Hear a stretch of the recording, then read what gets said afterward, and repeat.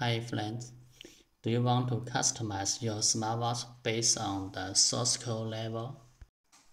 This video will show how to do the step-by-step operation to replace the boot up logo on the source code level. At first, we need to prepare a new logo. We will prepare the logo in the Photoshop with the new logo from the customers. And the logo must be in the BMP format. That means the bitmap format.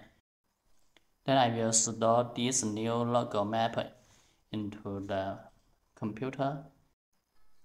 Because this customization is based on the WMS source code level, so I have to store the map into the computer in the 8-bit bitmap. The color style is 256. Now we have finished prepare the new logo, and then we will do the replacement in next video.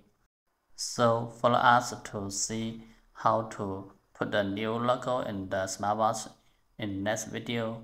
Bye, see you later.